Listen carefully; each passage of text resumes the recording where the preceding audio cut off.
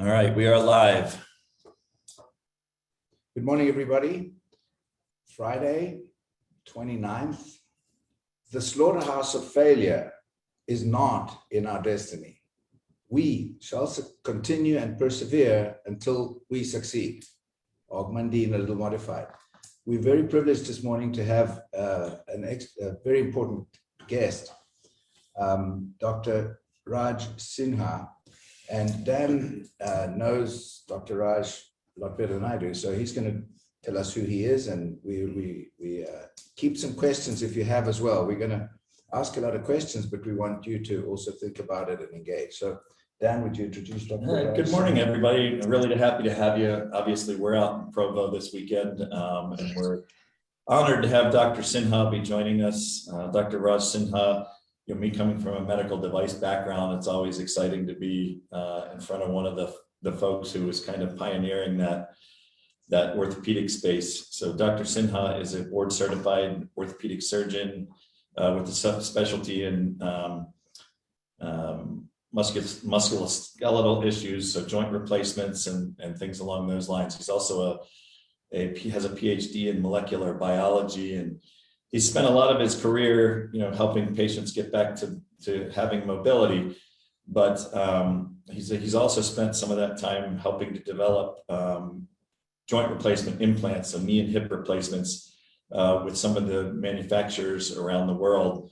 And so we're really humbled and pleased to have him out here learning about the biophotonic scanner, but we're even more overjoyed to have him joining us this morning so you guys can all hear and get to know Dr. Sinha. So thanks for joining us, Dr. Sinha. Thanks, Dan. Thanks for having me. So Dr. Sinha, would you tell us, who is Dr. Sinha? First of all, I'm Raj. Dr. Raj. Sinha is my father. Sorry, Dr. Raj. Okay. Just Raj. Thank you, Raj. Okay, who is Raj? Who am I? I'm a Pittsburgh boy through and through. Was born in India, but moved here early on. My parents went to Penn State, and Penn State, I'm blue blood. I actually have Penn State tattoos on my body. Oh. That's how much. My first dog was named Nittany. If you're a Penn State fan, that's the mascot of Penn State University. I'm a huge sports fanatic. When I was 5 years old, I saw a garbage truck, and I was immediately in awe of the mechanical power. I told my mother I'm going to be a garbage man, and she said, "No, you're going to be a doctor." And that started the next 7 years of brainwashing me until I realized that I was going to be a doctor, like all good immigrant mothers do. Indian mother. Yeah, Indian, for sure. Well, if you're Indian, if you're not a doctor, a lawyer, or an engineer, Exactly. you might as well not exist. Exactly. Which is pretty terrible. Anyway, so those were my beginnings, and over the years, I've become a person who I really love what I do as a surgeon. I'm frustrated by all the non-medical trappings that are around the practice of medicine these days, as I think most physicians are. And so we're constantly looking for ways to cut out the middlemen, if you will, so that we can actually help patients without being told where to be, what to do, what paperwork to fill out, all that sort of stuff. I think that's the most frustrating part of medicine in 2022. And after 25 years of practice, I still love being a surgeon. I still love developing implants. I mean, I'm proud to say that probably implants I've developed are in 500,000 people around the world. So I mean, I think a pretty good accomplishment. That's pretty significant. Yeah, I mean, and including my father, and I think what's important to me is, I think every year, I do the spring cleaning.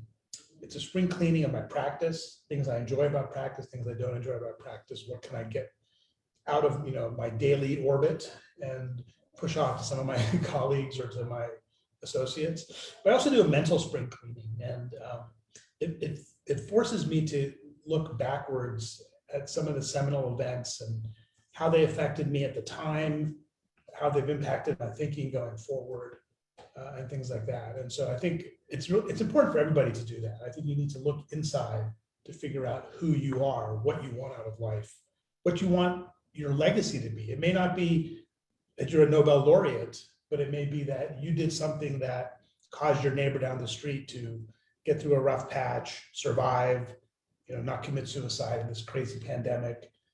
The small things really matter. They add up. So you're a surgeon, you're an innovator, Mhm. your patents. Mhm.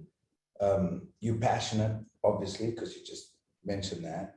Rejuvenator of your mind and your surroundings, people around you. So what motivates you? What makes you feel absolutely elated? Do you feel that? That's a tough one. There are a lot of things that motivate me. I think fear of failure is probably one of the bigger ones.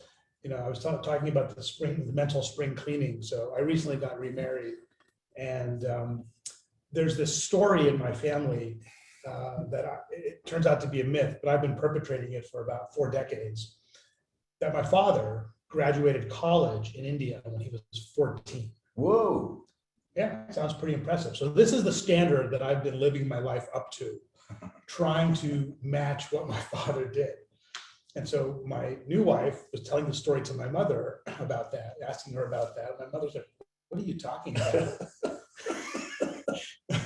And Diana, my wife, says, yeah, Raj thinks that his father graduated college at 14. He's like, he started college at 14. So I'm like, my whole life has been just completely turned upside down.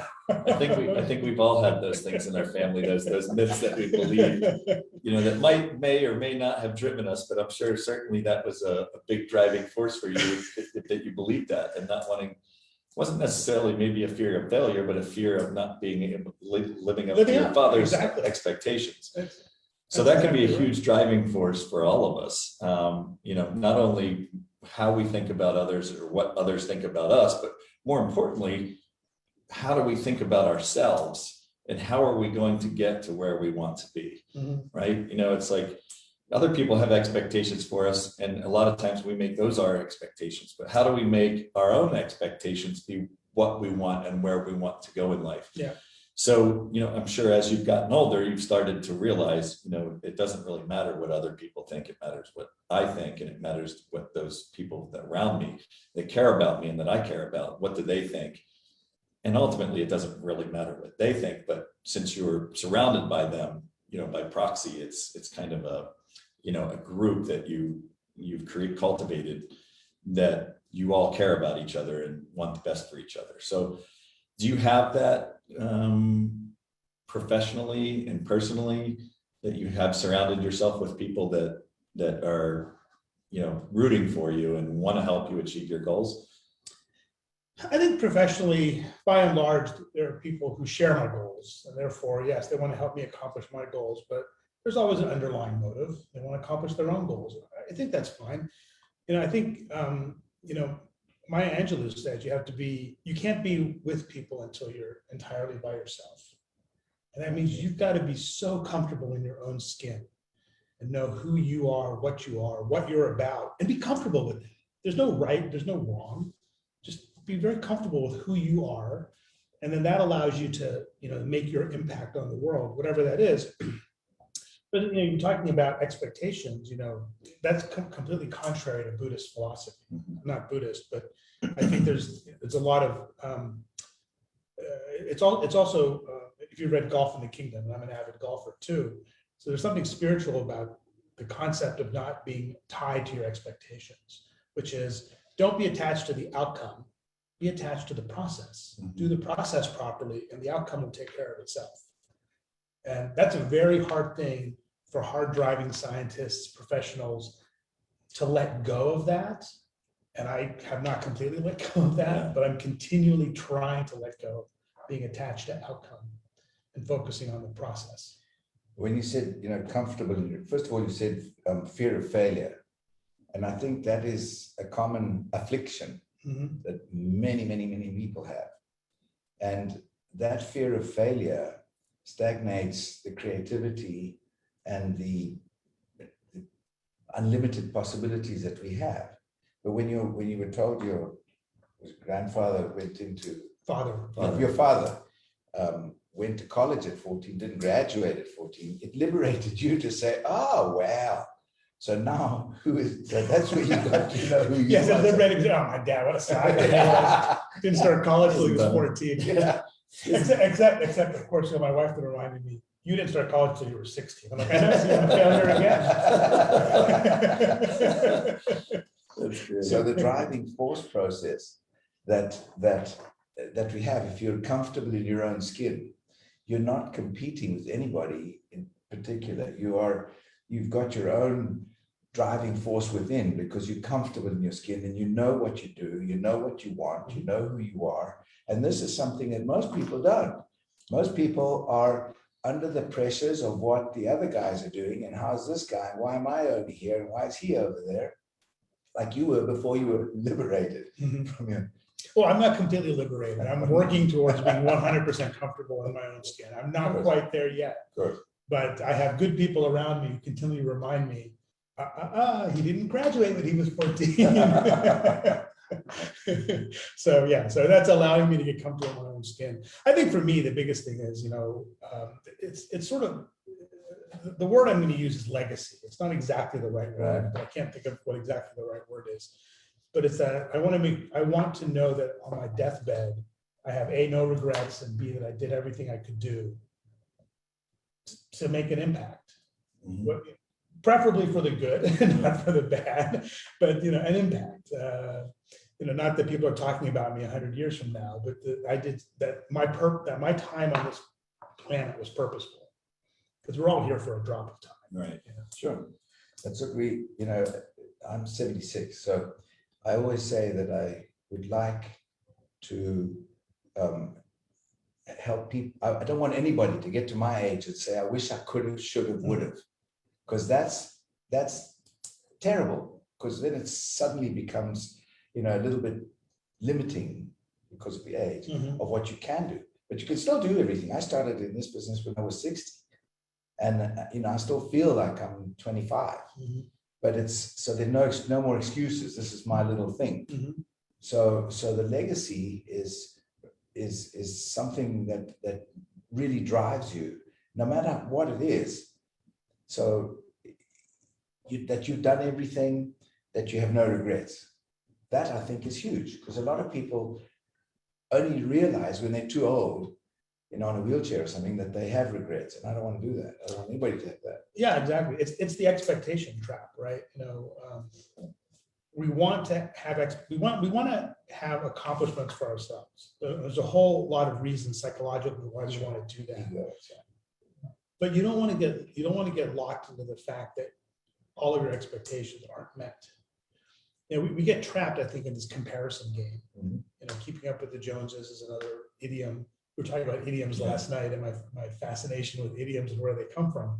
But there's a couple concepts. So concept number one is, would you rather have $700 today or $700 in 1900? Right. Most people will say, I'd rather have $700 in 1900 because I could do it, by now it would be all this money I could invest in, blah, blah, blah.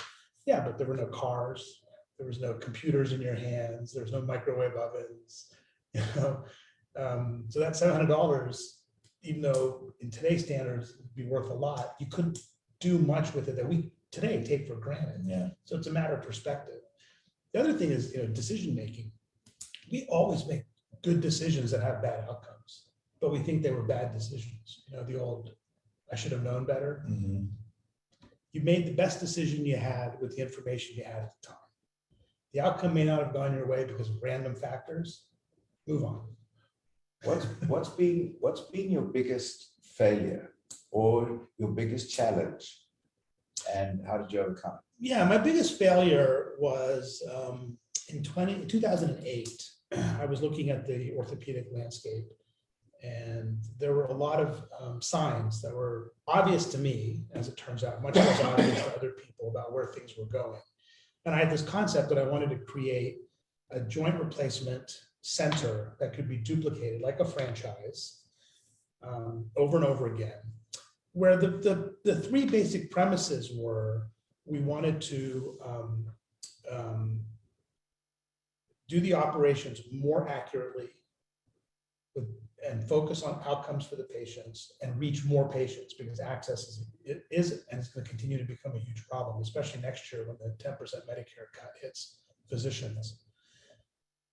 And so, I mean, my mantra was very simple: better, faster, cheaper. We want to do that because it turns out that the cheapest medicine is the best medicine, and vice versa. And I have a whole laboratory study that I did on that to prove that to myself. I could not convince anybody that this is where the market was going. And that's exactly where the market went. And just 3 months ago, the CEO of a company pitched exactly my idea from 14 years ago to me. I was like, okay, so I was 14 years ahead of my time. You stuck with 14, man. Well, that number keeps coming out, doesn't it? It's your unlucky number. It's a driving force. But it was hilarious to hear him pitch this exact concept to me. And I was like, let me dust off all of the documents that I put together 14 years ago. Is this what you're talking about? Well, you were before your time. A lot of times, the world isn't ready for something because the market hasn't gotten there yet, or people haven't been able to wrap their minds around it. There's a great, there's a great documentary that we talk about. It was a company that was started before Apple. The General Magic. Have you ever seen that? No. So it's about a company that basically had the same concept for the iPhone and the iPad and all these things back in the early 90s. But people couldn't wrap their head around, why would I need a computer in my pocket? I don't want that much access. And so the company went defunct. They were selling these devices for $3,000. And people were like, there's no need for it. But you fast forward 10 years, and everybody that worked for that company now works for a company, Yahoo, Google, Uber, every company that we're working with, we're dealing with now today in society that are successful. And then, the iPhone comes out in 2008. Look what's happened since then. So it's all about time, in a lot of cases, it's about timing. So you were ahead of your time. Well, and I think you're right. I mean, when I was in middle school, they started talking about computers. We were learning to code and things like that. And computers are the future, computers are the future. Well, all of my kids have grown up with that technology. So you're right. It's all about timing. They were primed and ready for it. Yeah. What are some pearls of wisdom? If you had to give somebody some really sound advice, like your kids maybe, or somebody you care for, what would your best advice be? I've always given my children 3 secrets of life. Okay. I have to change that now to 2, maybe. The first two definitely apply.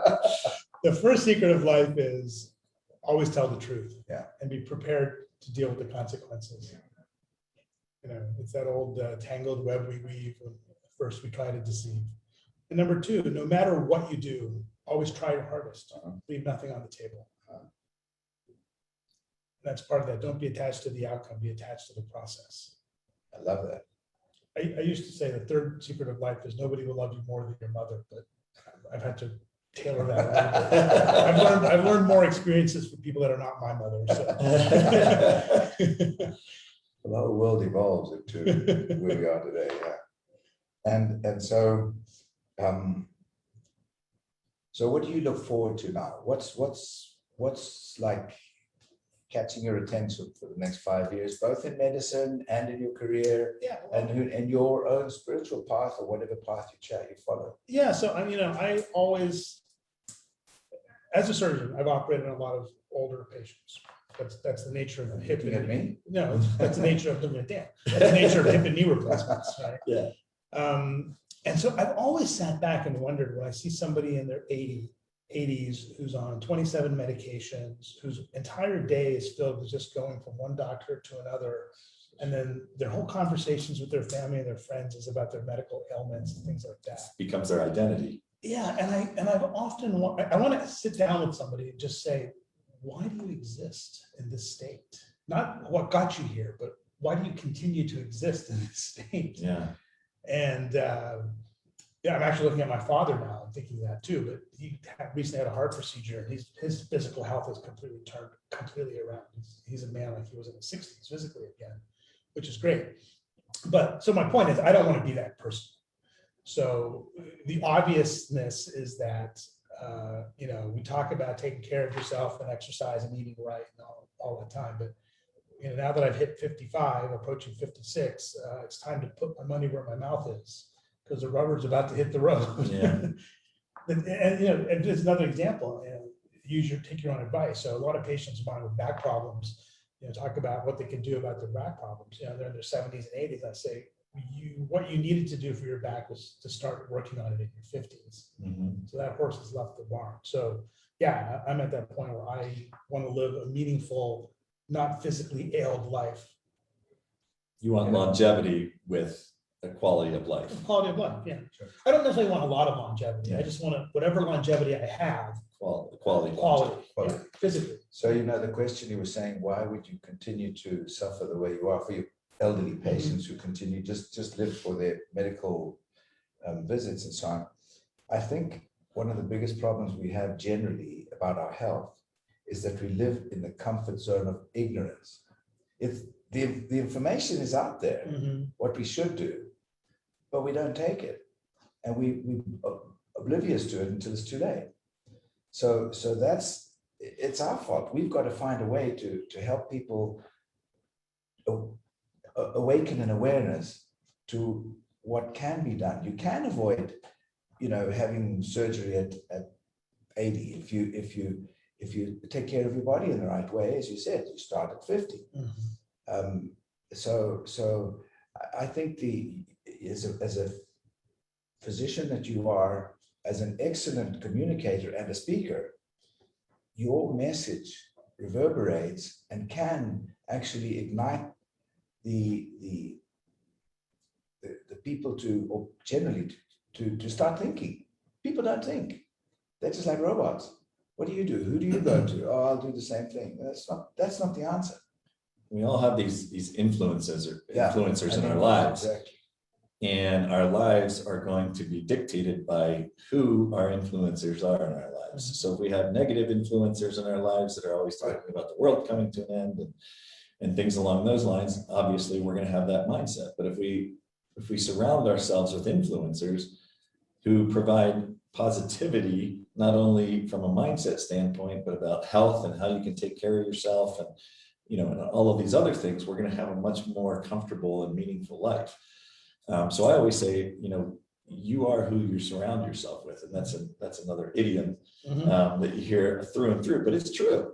If you surround yourself with good people like Lawrence and with Raj, it's going to positively impact your life, and you can choose the opposite if those are the types of people that come into your life and you let them influence you.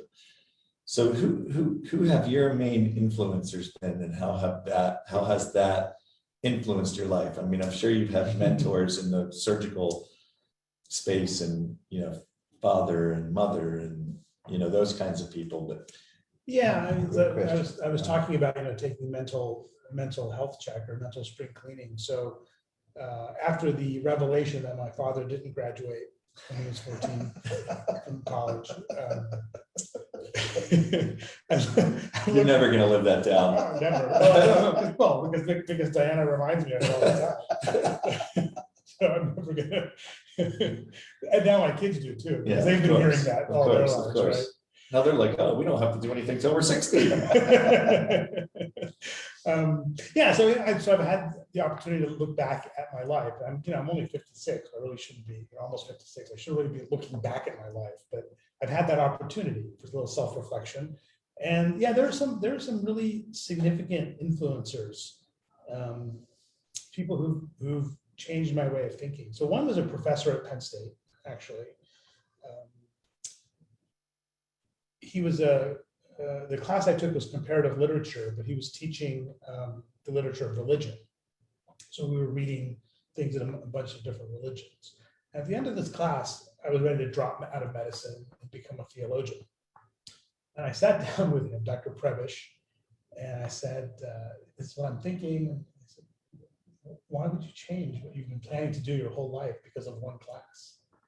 And I said, well, because it's had such a profound impact on my thinking. And he's like, don't do anything rashly. That's stupid. Yeah. He's like, as much as I love my field and would love to see you go into it, don't be rash. That's just dumb. Yeah. That was very influential. Don't react emotionally without full information. And a lot of people do that all the time. People make decisions based on emotion and emotion alone. It's the easiest thing to do. That's why they do it. Yeah. The second influencer, again, from Penn State was Coach Joe Paterno. So I know recently there's been some ignominy about maybe his legacy, but at least growing up in the 70s and the 80s, I mean, just the concept of, do things the right way resonated with me.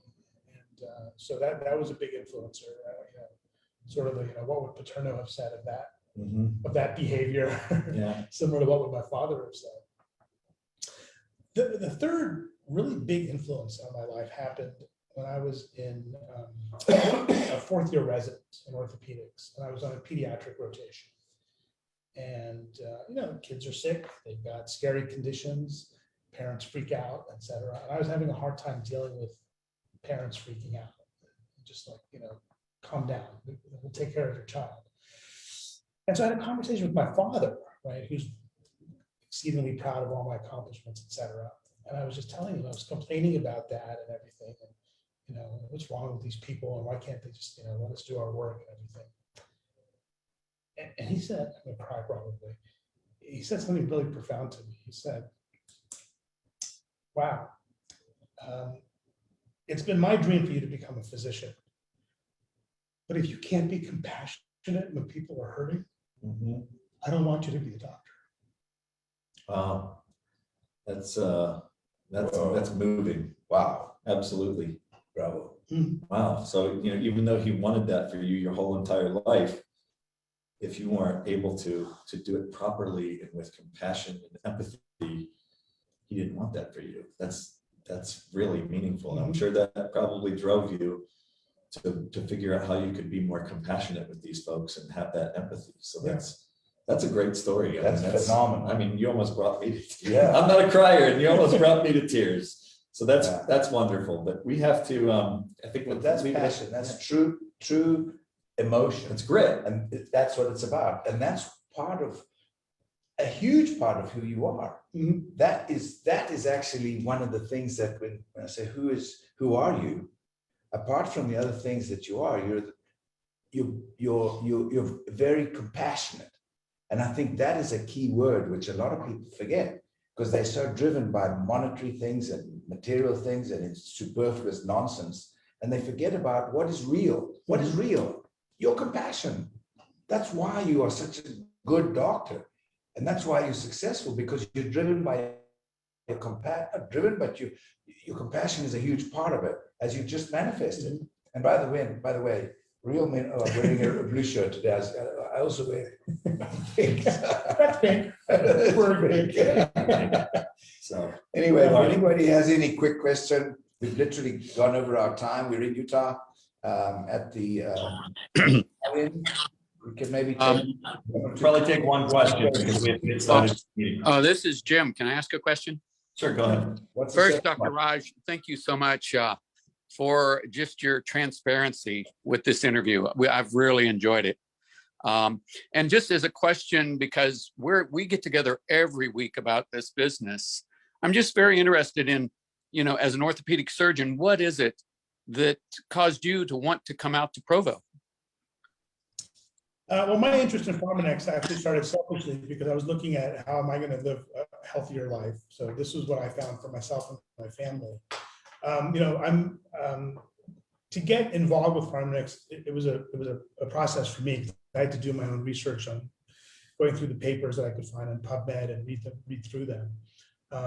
So that convinced me to get involved. Coming to Utah was just to get a behind the scenes look, get a chance to interact with some of the scientists. Really try to pick their brains on some of the science, what they're thinking, where they're going.